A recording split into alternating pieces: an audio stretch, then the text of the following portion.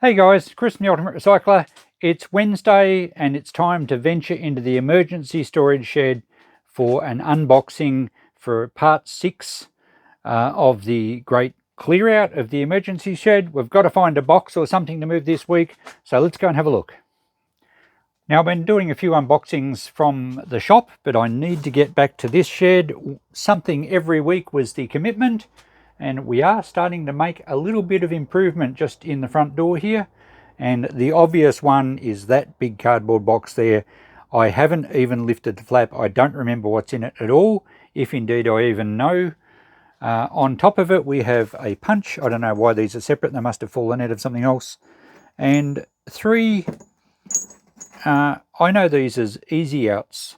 They're designed for getting broken studs or broken bolts out of machinery or something. Basically, you drill a hole in the middle of the bolt, you tap this in, and you turn it the way the way that the bolt would undo, and it grabs, and it hopefully pulls the thread out or the stud out. Anyway, I'll be keeping those. I need to find a box for them.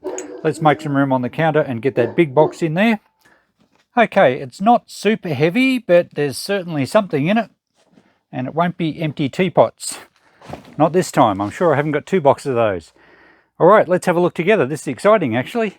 All right, let's turn it around this way and see what lies within. And, oh, okay, I recognise that as a cutlery canteen, but it's got Perspex on top of it, or acrylic. So someone's made it into a display box. So that may be something we can resurrect for shop use.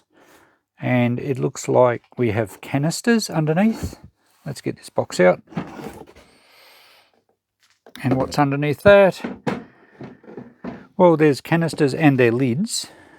So it's almost teapots, I suppose. Is this a can of paint? It's natural decking oil. Well, I will use that. I have some of that in my shed here. And empty canisters. They're a little rusty, but they'll still clean up okay. Oh, the bottom of it looks like a child's toy, like a mock-up garage or service station or petrol station or gas station, depending on where you're from. For when you've got your little model cars or matchy cars, as I used to know them. So it's probably just made out of timber and painted up. Certainly is very dirty. I don't remember where it came from. I certainly didn't remember that I owned it. But that'll be cool to clean up and put in the shop. These canisters have been sitting in water at some stage, but we'll have to wash them up. They'll be of some value. So this box should be relatively quick, which is good. Basically, we've just got to get all this out, kind of have a look to make sure it's going to be saleable, and then wash it up and price it. And I'm looking out for redback spiders. We do get a lot of those in sheds over here. Can't see any as yet. There might have been mice in here as well. All right, I'll get it all out on the bench and we'll have a better look. So I have things out of the box now, and this is a cutlery canteen, as I've mentioned, but someone has turned it into a display case. Now, the top piece is only acrylic or Perspex, and it's clearly become unattached. I think it just had little nails through it. I think it might be worth replacing with glass. And the actual timber work isn't too bad. I think it would clean up okay. The latch can be reattached. The fabric itself in here is not much good, but Christine might have a piece of black felt that we can put in there, and I reckon it'll be a nice little display thing for the shop. Yeah, the hinge looks okay. The timber does need a bit of a clean up. It's a bit pretty weathered, but we might look at putting a glass piece in the top of that and getting rid of this, because this is badly scuffed, and a nice piece of glass which we could probably just silicone down on top, or maybe just rebate out and we can fit it in there. We might look at doing that, and that will be a useful little display case for the shop. If we decide we don't need it, I could easily sell it, but I think that's worth cleaning up. In fact, I reckon we might give the case a little bit of a sand back, and seeing so this decking oil was in here, maybe not.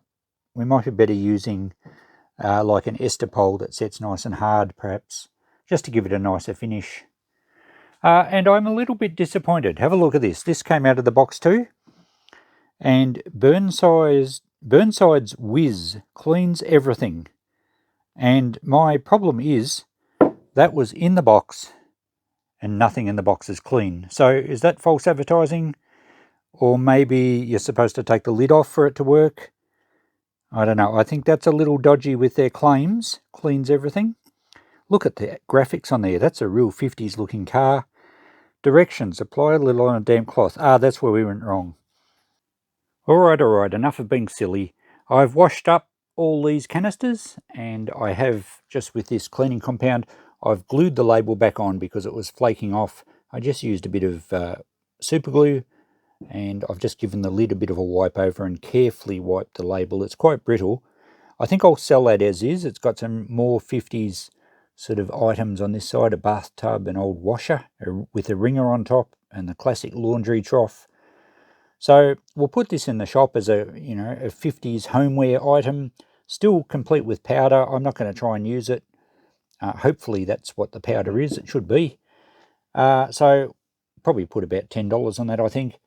The canisters cleaned up pretty well, really. This one was the worst one, the largest one, so the rust is cleaned up okay. I haven't gone to too much trouble. Inside cleaned up pretty good too, and that was the worst one. So there's, I think the billy, well, it's kind of a billy or a tea caddy with the handle on it. So that gives a set of 5 canisters. They would be 1960s, I'm thinking, with the little timber, sort of a teak timber handle. Yeah, I'd reckon they were 1960s, maybe late 50s. We would probably get, I'd probably go about $40, $45 on that set of canisters. I think someone would like them for around about that price. I'll do a list at the end quickly of this episode. The garage, or the Shell service centre, cleaned up quite well. All I did was take it out on the lawn with the brush and the hose, and just basically gave it a really good wash down. It would be probably 1960s as well. The bottom board is actually masonite, so it did have a wasp's nest, or the remainder of one, on that corner, and it's discoloured the masonite a little bit. But it's cleaned up pretty well. The little garage door opens fine. There wasn't anything nasty in there. So I would probably think about $30 for that. It's a pretty cool piece. I've had a few over the years, and that's probably one of the better ones I've had. It's good that most of the stickers are still okay. So what did we add that up to? $45, $50, $80, if I've got that right. The natural decking oil, as I said, I'm going to keep. So we'll put that in the paint section in my shed. Just over here, I do have some bits on our deck that need a bit of a touch up, so I'll probably use that for there. Sometimes I use the decking oil for outside pieces, just to keep the timber a bit longer. So I don't buy a lot of new paint. I like to reuse some old stuff when I can get it, but of course quite often old paint isn't very good. And that just leaves us with this old case to try and fix up. So I might do a bit of a clean up on this one, and then it completes the contents of the box for this video. So what I'm going to do is just pry the top off. It's only got a few more nails in it, but I'll pry them off carefully so I don't split the timber. And once we get that off, I think I'll clean, well, I think I'll try and lever the side ones. They're probably just glued, actually. Let's have a look. And are they attached to the bottom? They are too. That's a shame. So I might run a razor blade around just at the bottom, just to cut them off, and then I can pull all the sides off. That way we can clean up the timber and give that a bit of a stain as well. And the bottom panel, well, maybe we'll pull the whole lot out. I was going to leave the bottom panel there and just put something over it, but it might be hard to get the edges clean, and it looks like it's just been glued to the bottom piece of ply. Yeah, I think that'll come out all right. All right, I'll tear that all out, and we'll get the sandpaper out and start giving it a clean up. Hopefully this peels out okay without leaving too much fluff and bits of fabric behind. Well, that one was separate, but the ends aren't. Oh, maybe they were separate. It was overlapped, actually.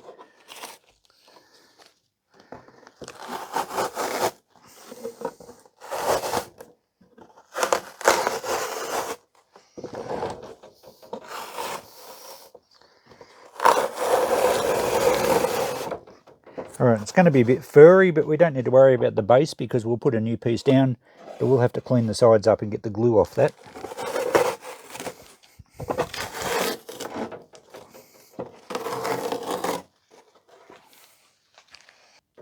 Okay, let's try and get these nails out here. I'm using an old watch back opening tool. It's quite strong, and this way we don't put nasty lever marks into the timber with a screwdriver. Oh, that's going to be... That nail's not letting go. It's interesting because some of the others must have just fallen out. Let's try this one.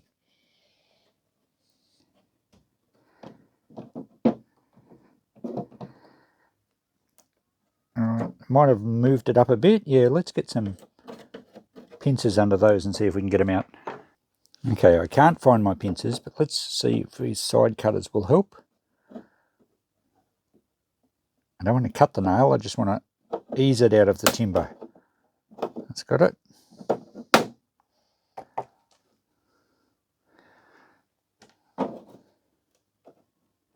Oh yes, that's going to work beautifully.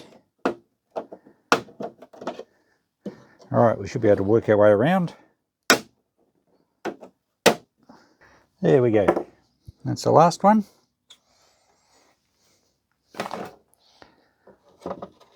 Okay, I think that timber will clean up okay.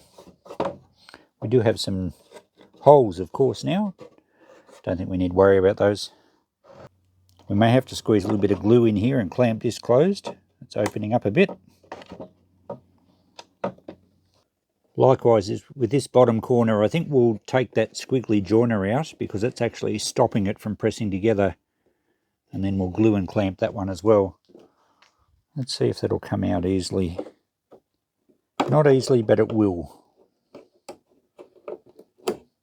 Okay, that's all right. So now we can clamp that one right up and glue it as well. Let's also take these latches out carefully, and then we can sand all the timber. Again, we don't want to mark the timber when pulling these out. I think I've got some fine brass nails to replace these with.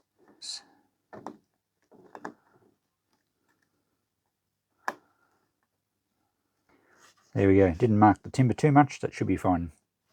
So it's pretty warm in the workshop this afternoon, and I've cranked up this old retro, or maybe late 70s fan, which I actually was going to do a restoration on, but it runs beautifully. It just needs a good clean up. I might do that for a video one day. But I've been sanding for about an hour, maybe not quite an hour. I did have to scrape all the old glue from around the insides. And interestingly, it looks like there's some numbers there that was under the glue. Could indeed be 1949. I'm not sure what the other number is. But then again, yeah, it may not be. But I've sanded all the old finish off it. I haven't gone to too much trouble getting into the corners. I didn't worry too much. As long as there's no loose of the original finish, it'll actually give it a bit of a highlight having a line around the edge there. I still have to glue up the corners here, but I've been through a bit of sandpaper. I had to use the blade to scrape the old glue out. It's a bit of a challenge getting it out from the inside. And the top lid is still a little wonky in this back corner where it needs gluing, so it's sanded as much as I'm going to. So I'm going to just wipe it down now, clamp and glue the corners that need doing, and we'll leave it sit overnight. I was going to try and get this video finished today. We'll leave it sit overnight, and I might give it some Danish oil tomorrow just to finish off the timber. It should look quite nice. And then we have to cut a piece of glass for the top, so there's a bit more to do on this yet. And another job we have to do is get some fabric for the base. So we're going to subcontract that job out, and luckily this is the headquarters of Christine's Home Affairs. And Christine may be able to help us with some fabric, yeah? Oh, I think I could, yeah. Look at this. What colour? I think if we're going to have jewellery in the bottom of the box, we don't want to go bright colours. So maybe a dark... We only got this shelf? No, there's more around here. Oh, there's more. Around here. Okay, I think we just want a dark navy or a black. What about this one? Oh yeah, that would be ideal. Beautiful. So you'll be able to cut a little mat for that, do you think? I think I can do something for you, yes. I'm sure you're more than capable. Thank you very much. I'll do my best. She's a marvel, that girl. That looks awesome. In the space of about 4 minutes, and it's got some Palin, I think we call it. It's a stiffener, so it made quite a nice mat. That will be great for brooches or jewellery in the shop.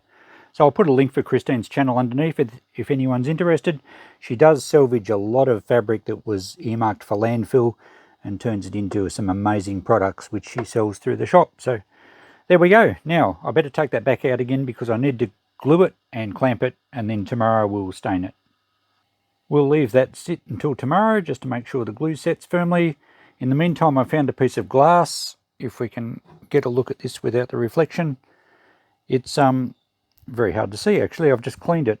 You will see though there's a handle sort of notch there. So this was just a sliding door from a display cabinet that I once, well, it was either badly broken or something, or we might have broken it up for firewood, but I've salvaged the glass. Let's get a focus there. It's not too thick and heavy to use for a lid, but it's not too fine and thin to be fragile, so it should be about ideal. You could use it in a picture frame, and that's why I've kept it, but it's probably a little bit thick for a picture frame, so it'd be ideal for this. All we have to do now is cut it to size.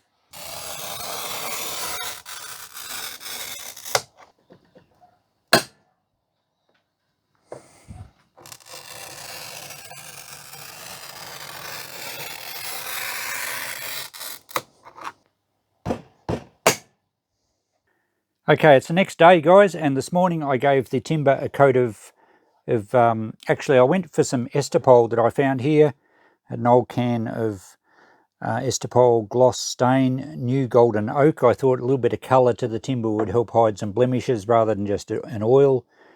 So that's come up pretty good. It's only had one coat, and I think that's all it needs. The glass, well, as you saw, I need a little bit of practice on my glass cutting. The last piece I cut didn't break cleanly, and I had to go and get another piece because when I tried to fix it, it actually snapped the corner off that I wanted. I think you tend to run into a bit of trouble with old glass, and this is a bit thicker than what I usually cut. I don't usually have any trouble with glass for picture frames, but the older stuff sometimes just doesn't cut as neatly as newer stuff and thinner stuff. So I've got the hardware to put back on. I've just buffed this up on the wire wheel. I found some old brass little nails, perfect for attaching it. And all we really have to do is fit the hardware and put the black mat in, and then silicone the glass top on. So I haven't sealed the top up just yet, but I thought I'd show you what it looks like, because I want to finish this video off tonight and the silicone won't be set until tomorrow. But there we go. I've just put some watches in there just to show you how it's going to be a great little display cabinet for the shop. We could probably sell it if we don't need it, or we don't have a lot of room for extra cabinets, but I think this will be handy. I'd probably ask at least $50 to sell it. But there we go. I've got some watches in there. And yes, I do want to teach myself how to fix watches. I've got a whole drawer full and a lot of really nice old pocket watches. So one day we might be doing pocket watch or wristwatch restorations. I have this curse that I want to learn how to fix everything. But anyway, there's that ex-cutlery canteen, now a nice presentable display box, cleaned up pretty well. I'm very happy with that. Let's finish this video up with a quick notepad summary. Not much to write down, there wasn't really much in that box. I think I originally said $10 on that cleaning compound. Let's just go $5. I should get $45 for the canisters. I reckon I'll get $30 for the toys service station. $80 return. The display case, if I wanted to sell it, would be at least $50, but we will find a use for that. I also had the deck oil, and I guess if I was going to sell that, I'd probably just put $5 on it. And right at the start, those Easy Outs and the Punch, there's probably $10 worth. They're pretty expensive to buy, those things. So what do we got? 50, 130, say 130, say nearly 150, probably 150 at least worth of value out of a box where there wasn't much in it. The case came out really well for a quick fix. To do it properly, I probably would have preferred to router out and cut the glass to fit down in it. I've just got a bit of weight on here to make sure the silicone sets. Or the other way would be to put a bit of beading down a little bit lower, because by routing out you cut through those little reinforcing pieces in the corner. Sorry, there you go. That's better, the reflections out of the road. So it's fairly thin timber, so probably a little bit of beading and drop the glass down level. It's probably a little bit more professional. I will clean up that silicone when it dries on the inside. But that certainly works, and it certainly made an average looking box into something quite useful. So thanks for watching, guys. Another episode done and dusted. This one turned into a little bit of a restoration job rather than just a straightforward unboxing, but these things are going to lead us down all sorts of tangents. So I would rather make decisions and deal with stuff rather than the easy option of getting, you know, this cutlery canteen out of the box and thinking I'll do that up one day and putting it somewhere else in my shed. What I'm trying to do is just be disciplined, show you guys how to do the same, deal with things. It's all done. It can all go in the shop now. Successful unboxing. So thanks for watching, guys. The next one coming out next week. My next video, though, will probably be a restoration on the kitchen table I've been working on. So look out for that one. Catch you then. Bye for now.